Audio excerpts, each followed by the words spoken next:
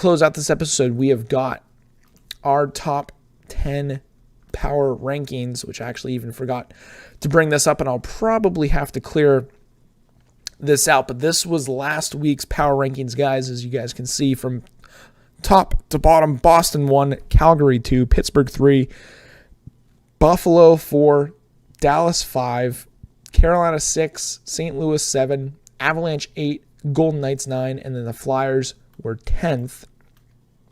That was last week. We have a new week of power rankings, and let me just clear all of these guys out because we've got a reset. I've got my little cheat sheet right in front of me. We did a little bit more research. I know a lot of people last week were firing at me like, oh, why aren't the Panthers in? Why aren't certain teams in? And they were beating these teams, and these teams are only beating these teams. And on your screen, you guys can see a little untitled spreadsheet.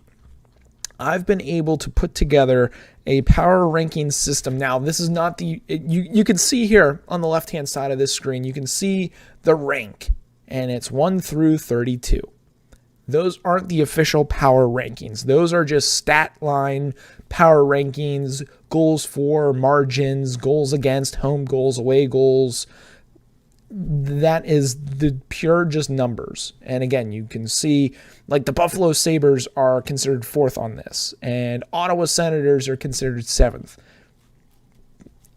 Watching them on TV, you know they're not actually 7th. So this is more just pure numbers of things to help with then my eye test. Who have they played? Who has not been in their lineup? Have they had bad goaltending recently? So that is then what I factor into my power rankings that I put together. So this is just the numbers based to sort of get the baseline for each team. Obviously, Bruins near the top. Who knows? Maybe they are going to be at the top in our actual power rankings. But I've got the list right here in front of me. You guys can't see it. I can see it right below the camera, right here where my eyesight is going. We've got my power rankings. Top 10 for this week. It is week 3. Or at least this past week, coming in at number 10. If I can find them on this list, we've got the New Jersey Devils, guys. They went 2-2 this past week. They're up there near the top of the division. They're actually the top of the division with a freaking beat down tonight of the Columbus Blue Jackets. So again, beating a team they should be beating, they get the job done. They snuck their way into the top 10. There were a couple other teams that actually dropped out. So when you think about it, there'll be a few teams that you'll see not on this list. They're like, oh, they dropped out of the top 10. Again, they were kind of in the running with some of the teams that actually were that I ended up dropping out. But we've got the Devils at 10. I know we literally just went over their schedule and the games that they've won the past couple of nights. So we got them at 10. They're really playing great. Jesper Bratt, Nico Hischier.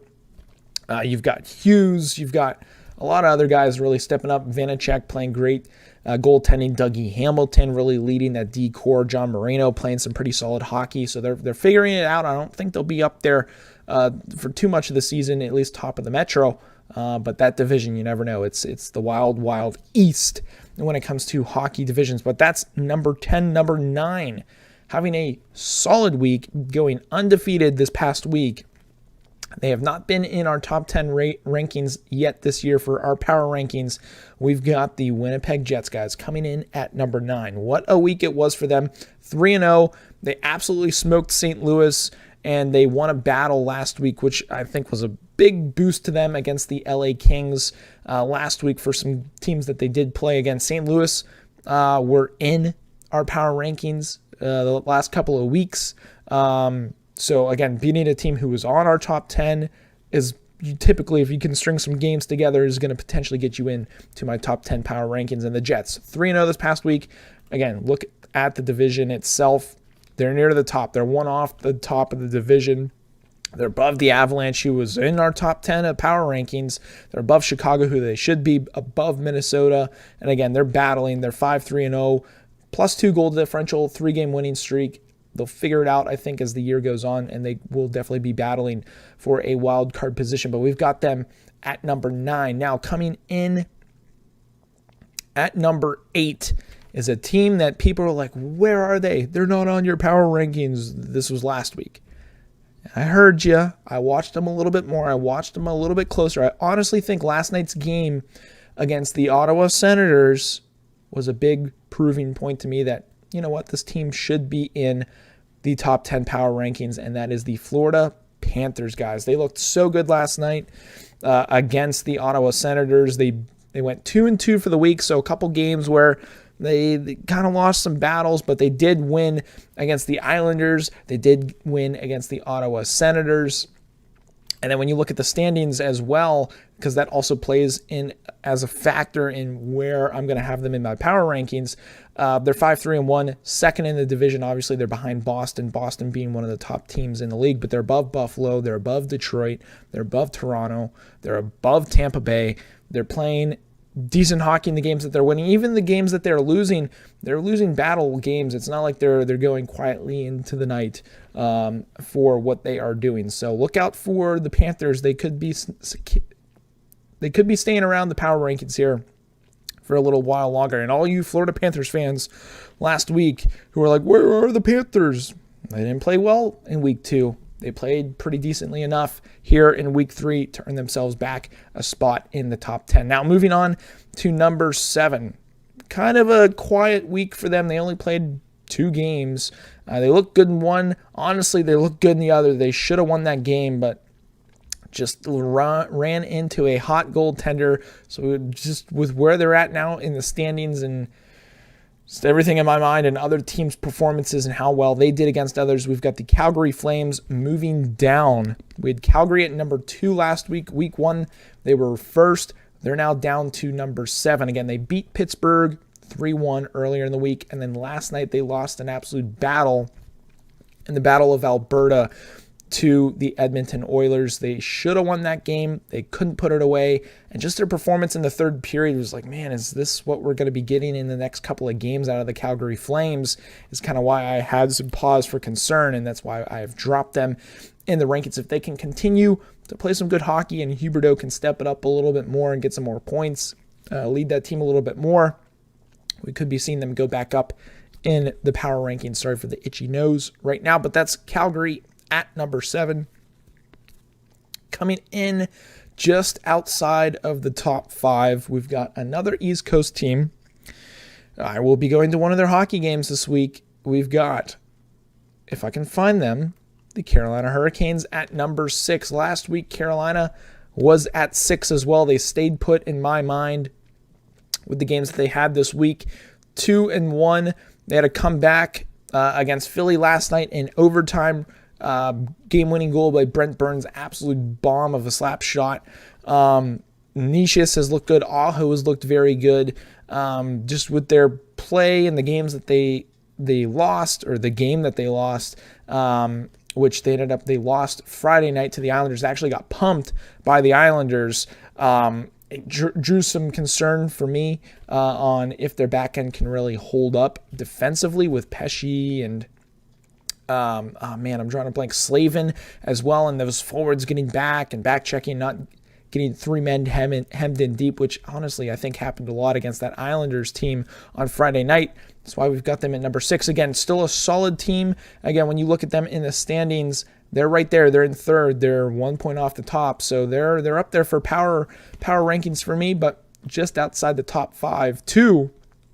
The team that we literally just mentioned that they lost to the other night, and the team that came back 5 goals. They're on a 5 goals unanswered against the Colorado Avalanche. They're on a 3-game winning streak. They're looking hot. If they can stay hot, they might be in the top 10 power rankings here as we continue moving forward as the year progresses. And if I can find them on this damn sheet, the New York Islanders in the top 5 this past week has earned them a spot. They went 3-1. Massive comeback against Colorado. They beat up on Carolina 6-2. They beat up on the New York Rangers 3-0.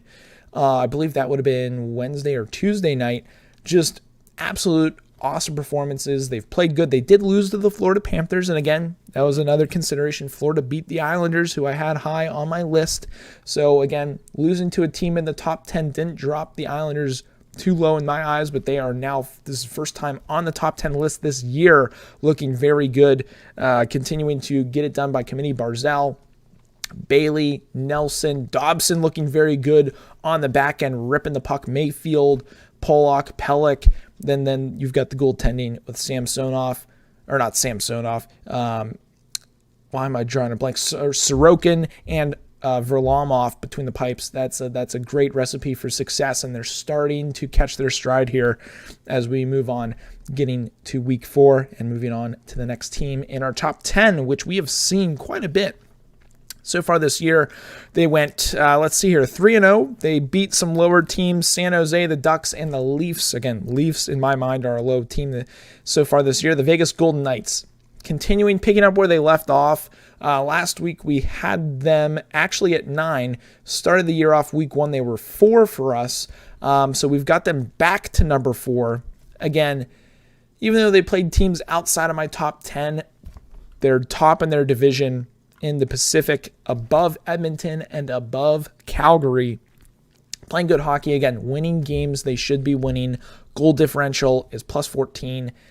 Getting it done. Goaltending, absolutely out of this mind with Logan Thompson. Who knows if they could keep up this awesome success that they've been having with Eichel and Stone and Petrangelo and Theodore on the back end. If they can continue to play good hockey, we'll be seeing them in the top 10 more often than not.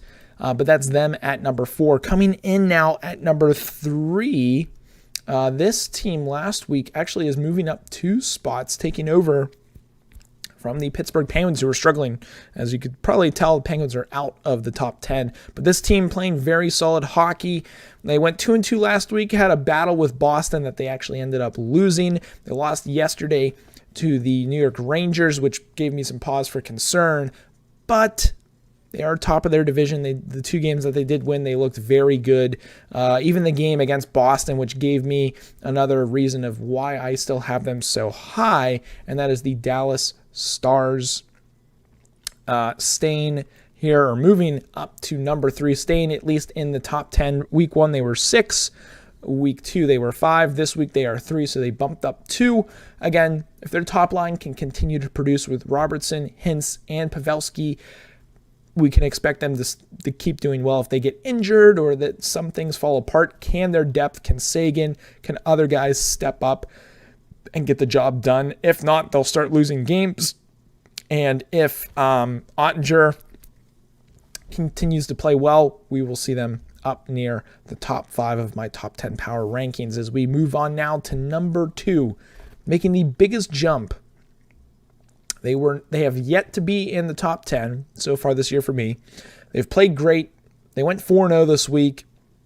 They're now up near the top of their division, just below the Vegas Golden Knights, and that is the Edmonton Oilers. If I can find them. There they are. I was going to say I haven't touched them all year of moving them in to the top 10. Oilers 4-0, bunch of wins. They did beat Calgary, who are in our top 10.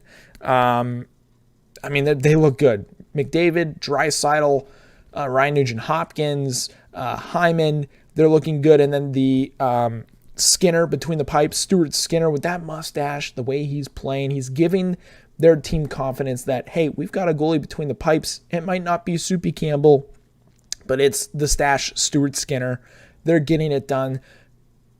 Again, last night they were completely outplayed by the Flames, but games like that you shouldn't win, that you end up winning, that's a team that is looking for long-term success in this league and will continue to get that, because the games that they're on, man, look out for the Edmonton Oilers. Again, +6 on the goal differential. They're starting to figure it out a little bit more. 34 goals for on the year. If their back end can continue to play well with Darnell Nurse and Evan Bouchard needing to clean it up a little bit more on the back end, look out for the Edmonton Oilers as the season goes on. And I'm sure you're like, man, I haven't seen this team yet on the top 10, and where are they? And they haven't moved. They are exactly where they were last week, and it is the Boston Bruins coming back in at number 1. They missed out first week they were number 5 week 1. They were 1 week 2, and now they are number 1 week 3. In my top 10 power rankings, 3-0 on the week. Just a very solid team. They're getting the job done against the teams that they play. Again, we talked about them earlier in the video, and you guys will see a segmented video that I will drop during the week about them. But man, they're scoring goals like left and right, getting it done. Pasternak is just absolutely a stud, scoring at will.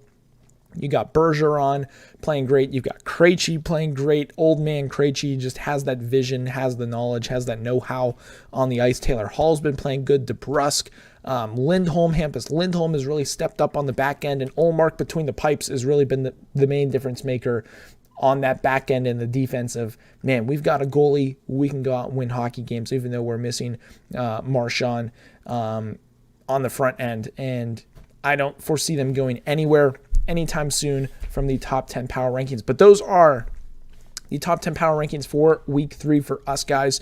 Again, Boston, Edmonton, Dallas, Vegas, Islanders, Carolina, Calgary, Florida, Winnipeg, and the Devils rounding out the top 10. Let me know what you think down below in the comments of if we are way off on this, who should be in there over who else. Should the Flyers be in there? Should the Rangers be in there? Should the Avalanche be in there? The teams that actually did drop out of the top 10 from this past week, Pittsburgh, Buffalo, the St. Louis Blues, and the Colorado Avalanche, all dropping out of my top 10 power rankings. But let me know what you guys think down below in the comments on these power rankings for week 3 of the NHL season.